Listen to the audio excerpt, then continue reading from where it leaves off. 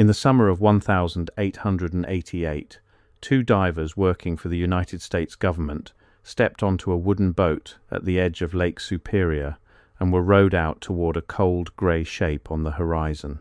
That shape was Isle Royale. Before they left the dock, an old Ojibwe man stopped them. He did not shout. He did not beg. He simply told them that the thing under the water around that island was never meant to be counted, and that the men who tried to count it did not come home. The divers laughed. They had orders. The government wanted measurements of something on the lake floor, something the surveyors could see but could not explain. 4 hours later, the boat returned to shore carrying the same crew that had left, -2. The divers never surfaced. There were no bodies, no equipment, nothing but a length of cut airline drifting on the surface like a dead snake. And the report that was supposed to explain all of it, I have to pause here for a second. Because what I just described, that is one case from a much larger pattern. There are 35 documented cases in a document I put together. Different cities, different decades, different types of evidence. Every single one follows the same sequence: discovered, documented, acquired, disappeared. I could not fit all of it into a video. It's in the pinned comment below. Find it before we continue. Disappeared from the federal record within a year. To understand why two trained men vanished under a lake in the middle of North America, you have to understand what Isle Royale actually is. On a map, it looks like nothing. A long, thin island sitting in the northwest corner of Lake Superior, closer to Canada than to the United States that owns it. 45 miles of rock and forest, almost no people, no roads worth the name. Today it is a national park that fewer Americans visit in a year than pass through a mid-size airport in a single afternoon. It is one of the most isolated places in the entire country, but that emptiness is a mask. Because Isle Royale is also home to one of the strangest archaeological mysteries on the continent, and it is a mystery about copper.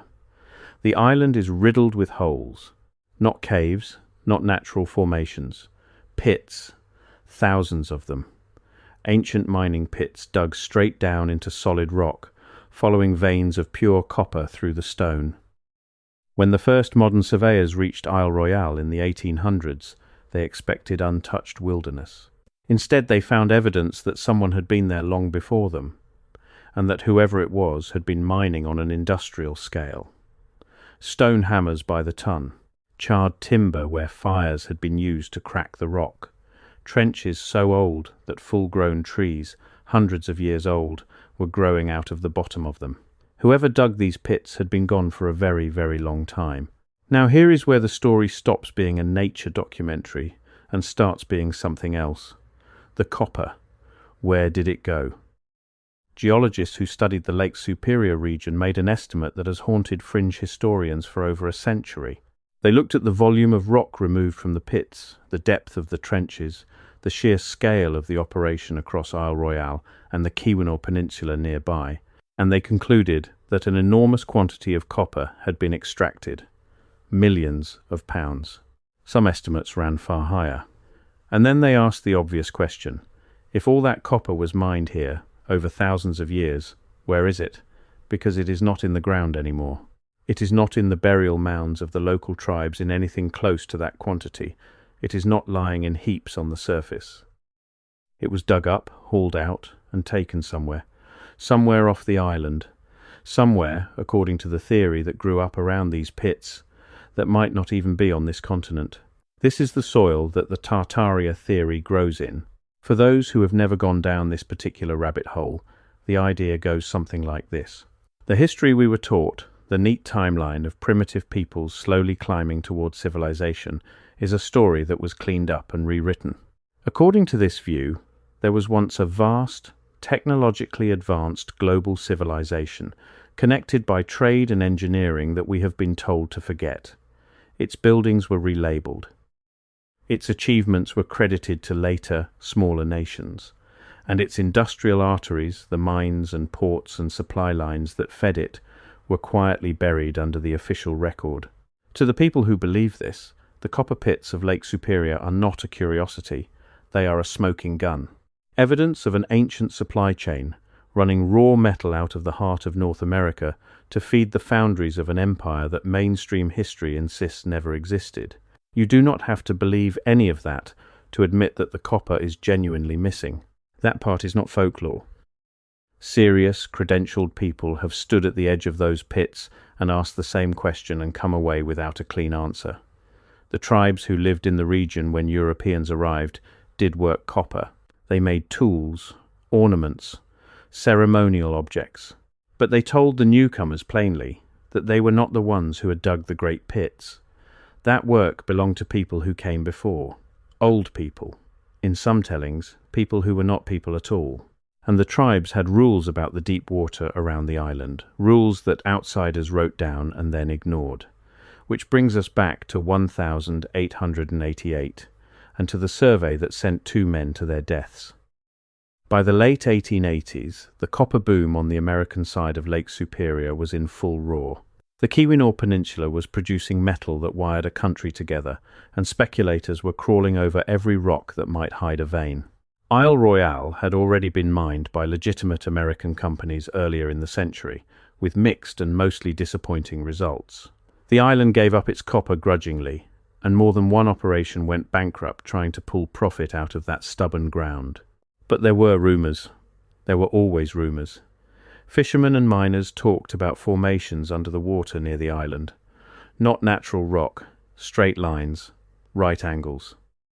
Structures, some said, that only showed themselves when the light hit the lake a certain way and the water went glass flat and clear. Lake Superior does that. It is the largest freshwater lake on Earth by surface area, and in places it is astonishingly clear and unimaginably cold. The cold matters, and we will come back to the cold. But the clarity meant that from a boat, on the right day, a man could look down and see things on the lake bed that had no business being there. And in 1888, someone in the federal government decided those things were worth looking at up close. The official version, what little survives of it, describes a routine survey.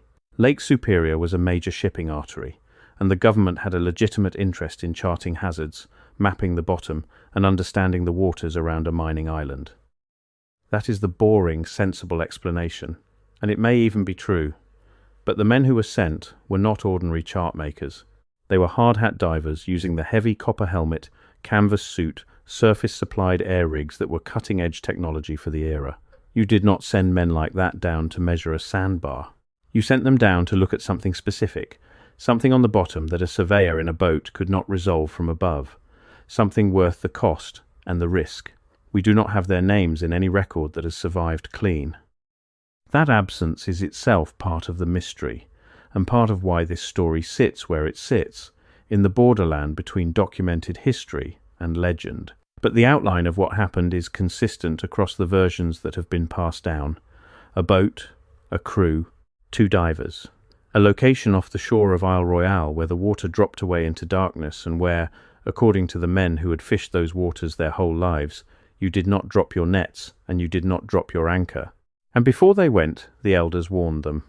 The Ojibwe, the people whose ancestors had lived along these shores for uncounted generations, did not treat Isle Royale as ordinary ground. In their oral tradition, the island and the copper in it were bound up with the sacred and the dangerous in ways that outsiders were slow to take seriously. There were stories of a great horned being that lived in the deep water, a guardian of the underworld and of the metals hidden in the rock. There were stories of lights under the surface. There were places you simply did not disturb. The name most often attached to that being is Mishipeshu, the great underwater panther of the Great Lakes, a creature with the body of a cat, the horns of a bison, and a long-spined copper tail, said to rule the depths, and to guard the shining metal that lay beneath the water and the rock. In the old stories, the copper of Lake Superior did not belong to men. It belonged to Mishipeshu, and taking it without the proper respect was not theft in the ordinary sense. It was a debt, and the creature collected. Travellers who crossed the deep water left offerings of tobacco to buy safe passage. Those who took copper carelessly were said to be dragged under, their canoes swamped by a lash of that copper tail.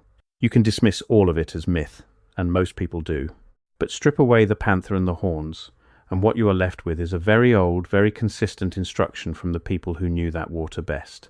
Some of the copper is not yours to take. Some of the deep water will not give you back.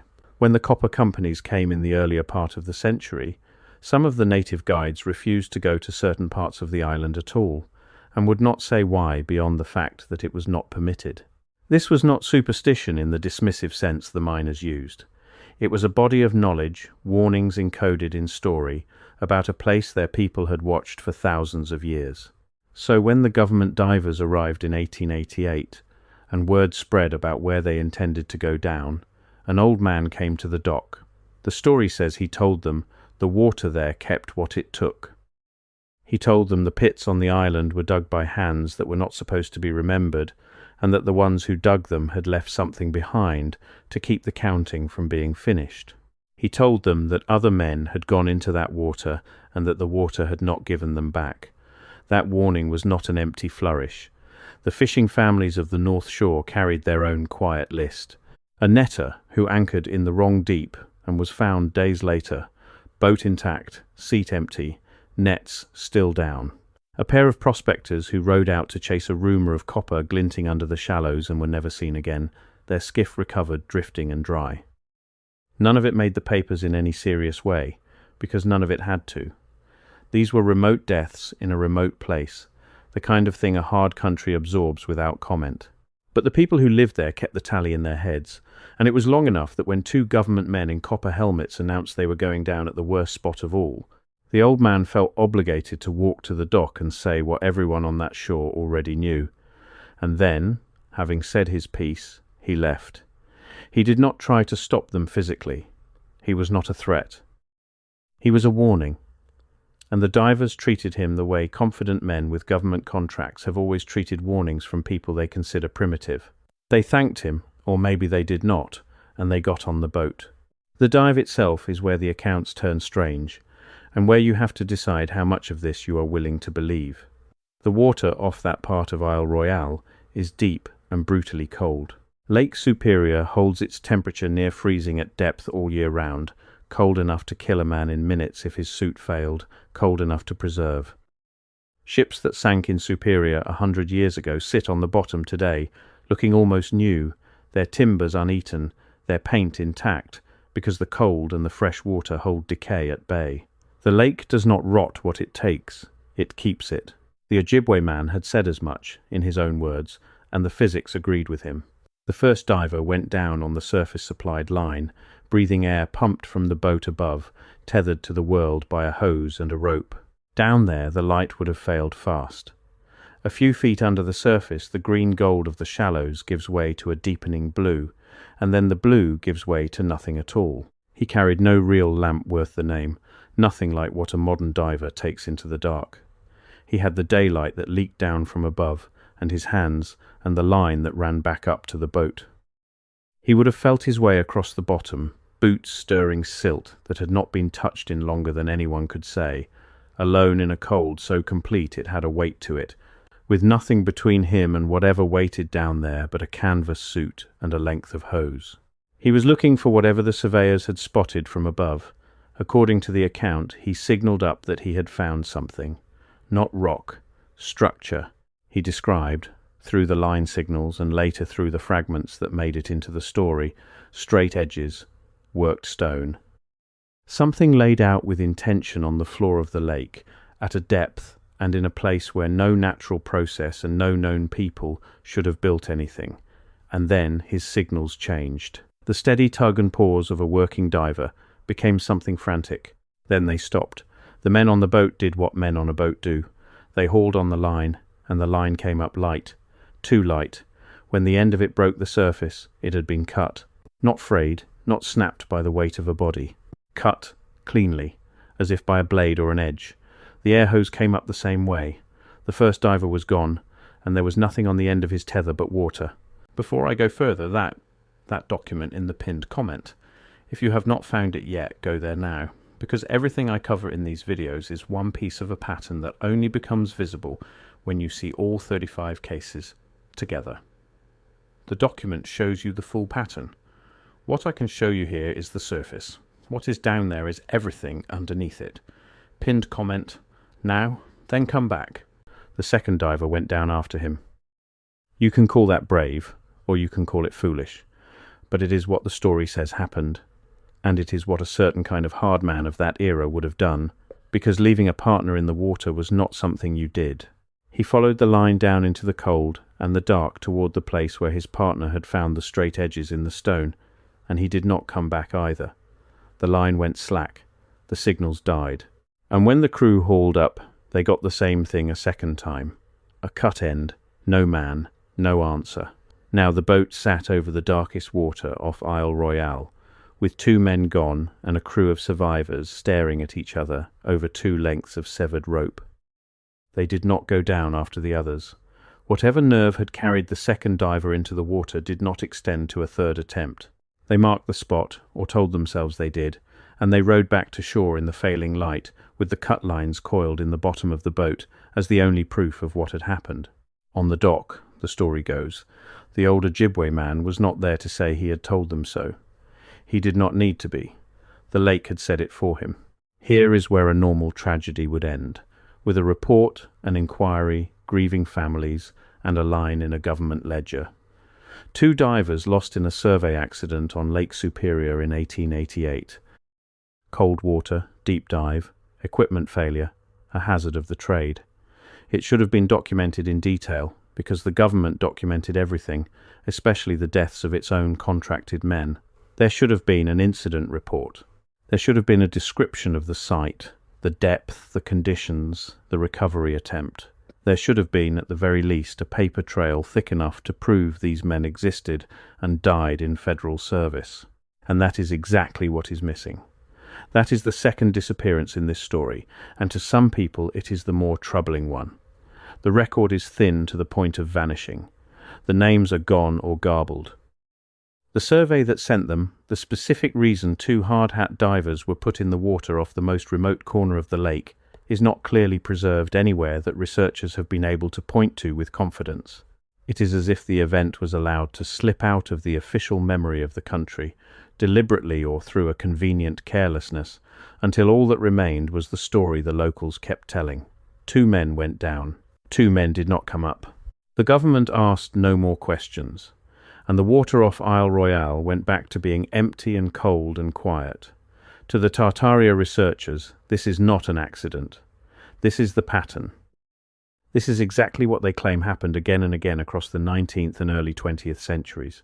An anomaly surfaces, something that does not fit the approved story of human history. It is investigated quietly, and then the investigation is buried, the witnesses are ignored, the paperwork thins out, and within a generation the whole thing has been reduced to a campfire tale that serious people are embarrassed to repeat. In their view, the straight edges the first diver found on the floor of Lake Superior were not a natural curiosity. They were the drowned remains of the same lost civilization that dug the copper pits. Infrastructure. A pier, a foundation, a loading works, some piece of the industrial machinery that once pulled millions of pounds of metal out of this island and shipped it across an ocean to a world we are told never existed. They will list you a dozen examples if you let them. Reports from 19th century newspapers describing oversized skeletons pulled from burial mounds, written up and then never followed up. Collections that were catalogued and then quietly deaccessioned, the odd pieces lost in storage or thrown out. Digs that found the wrong thing in the wrong layer and were simply never published. Whether any single one of these holds up under scrutiny is beside the point to a true believer. What matters is the shape they make when you lay them side by side, a history full of small deletions, a record that seems, again and again, to lose exactly the pieces that would have forced it to be rewritten.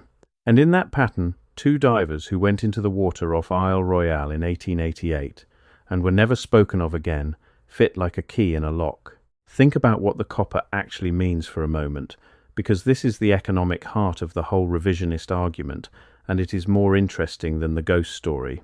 Mining copper at the scale those pits suggest is not a hobby. It is not a few tribesmen chipping out ornaments. It is an operation.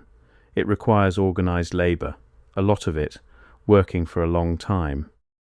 It requires logistics, food and shelter, and tools for the workers, a way to move the raw metal off a remote island and across dangerous water. It requires demand, someone on the other end who wants that much copper badly enough to fund the whole enterprise. In other words, it requires an economy, a big one, bigger and older and more organized than the official history of pre-contact North America allows for. The pits are not just holes in the ground, they are the fossil of a supply chain. And a supply chain has to lead somewhere. Follow that logic far enough, and it starts to bend the can. If a pre-contact economy was pulling copper out of Lake Superior in the quantities the pits imply, and if that copper is not accounted for in the archaeological record of North America, then the metal went somewhere the archaeology has not looked. This is the point where the careful researchers and the wild ones part ways. The careful ones say the missing tonnage is mostly an illusion, a product of bad early math and the slow scattering of small trades across thousands of years. The wild ones say the metal crossed an ocean. They point to old claims, contested and mostly rejected by mainstream science, of old-world metallurgy turning up in places it has no business being. They argue that the copper of Isle Royale did not stay in America because it was never meant to. It was a raw material, and the buyers were somewhere else entirely, across water, in the workshops of a civilization whose name we have supposedly been trained to forget. It is a claim with almost nothing solid under it, and it is also a claim that refuses to die, because the one hard fact at the center of it, the missing copper, has never been fully explained away. Mainstream archaeology has answers for some of this. The scale of the ancient mining has been debated, and according to many careful studies, likely exaggerated by the early estimates that the fringe loves to quote. Copper was traded across the continent through native networks over thousands of years, ending up in mounds and sites far from Lake Superior, which accounts for at least some of the metal that seems to have gone missing. The pits are real, the ancient mining is real, but the leap from real to lost global empire is a leap that the evidence, most experts say, simply does not support. That is the sober view, and it deserves to be on the table next to the wild one. And the honest reckoning is that both views are asking you to trust a gap. The sober view asks you to trust that the missing copper is an accounting error stretched across 10 millennia. The wild view asks you to trust that a whole civilization was scrubbed out of the record. Neither can hand you the metal or raise the two divers off the bottom to settle it.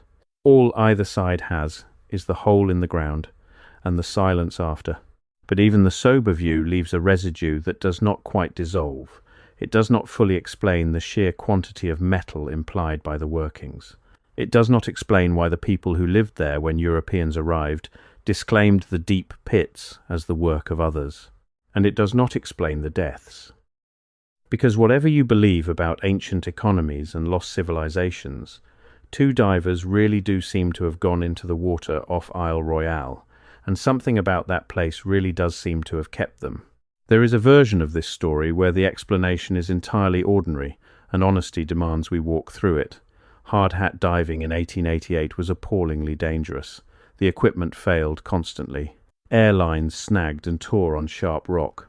Divers succumbed to the cold, to the pressure, to the crude limits of the technology, and to a phenomenon the era barely understood, the bends, which could cripple or kill a man who came up wrong. A cut line could be explained by a sharp underwater ledge, by a piece of the very structure the diver found, by the desperate thrashing of a man in trouble sawing his own tether against stone. 2 deaths on one dive in that era was a tragedy but not an impossibility, and a thin paper trail from a remote survey in the 1880s might be nothing more sinister than lost files, a fire in an archive, the ordinary rot of old records that were never considered important. The mundane explanation is not glamorous, but it is real, and it might be the truth, and yet the story survived. It survived because the people who lived on those shores kept telling it, not as entertainment, but as a warning, the same kind of warning the old man brought to the dock: do not go into that water. It keeps what it takes. That warning was old before the divers arrived, and it was proven, in the eyes of the people who gave it, on the day the boat came back 2 men short. The Ojibwe had not needed federal divers or geological surveys to know that Isle Royale was a place with a memory and a price. They had known it for as long as their stories reached back, which is to say, for as long as the pits had been sitting there empty, waiting for someone to finish the counting that was never meant to be finished. So what was really down there? What did the first diver see in the cold and the dark before his line went taut and then went slack? We are never going to get a clean answer from 1,888, because the men who could have given it are still down there, held in water cold enough to have kept them looking exactly as they did on the day they descended. That is not poetry. That is the physics of Lake Superior. If those two divers are anywhere, they are on the bottom of Isle Royale, preserved by the same cold that the old man warned about, lying near whatever it was they were sent to find. Modern divers do go to Isle Royale now. It is one of the premier cold water wreck diving sites in the world, precisely because the lake preserves everything so perfectly.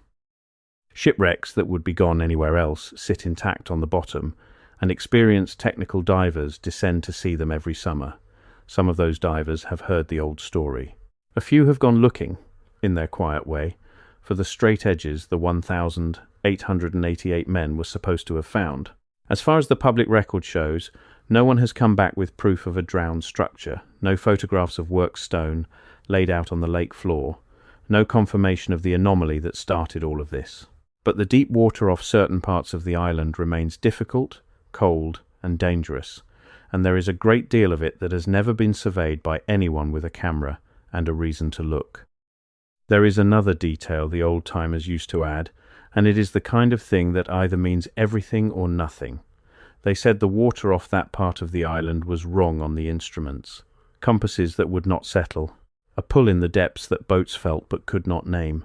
Copper, in enough concentration, does strange things to the magnetic sense of a place, and a lake bed laced with some of the richest native copper on earth is not normal ground. So maybe the interference was real and ordinary, just metal in the rock. Or maybe, if you are inclined that way, it was something else, a trace of whatever the first diver put his hands on before the line went slack.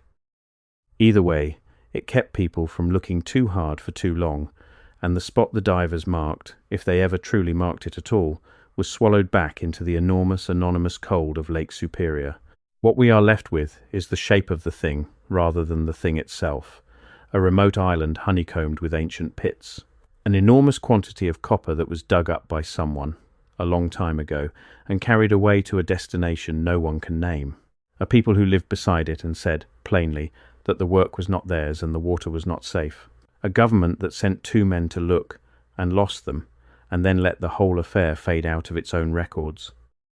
And a theory, wild and unprovable and stubborn, that ties all of it together into a single claim. That the history we were given is not the whole history. That there was more down here once, more organized, more capable, more connected to the wider world than we have been allowed to believe. And that the proof of it is sitting on the floor of the coldest, clearest, most patient lake on earth, guarded by cold and by depth and by 2 men who went to count what was never meant to be counted. The Ojibwe elder did not have a survey team, or a diving rig, or a theory about lost empires. He had a warning, and the warning was correct. The men who went into that water did not come home. Whatever the real reason, whether it was ancient stone or ordinary tragedy, the lake did exactly what he said it would do. It kept them, and it is keeping them still, out there in the dark off Isle Royale, at the edge of a country that has quietly agreed to forget they were ever sent. Maybe one day someone will go down with the right equipment and the right nerve, and finally see what the first diver saw. Maybe they will find nothing but rock and cold water and the wreck of an old story that grew in the telling. Or maybe they will find straight edges in the stone where straight edges should not be, and the counting that was interrupted in 1888 will finally begin again. Until then, the pits stay empty, the copper stays missing, and the water off Isle Royale keeps its 2 divers, and its silence, and its answer.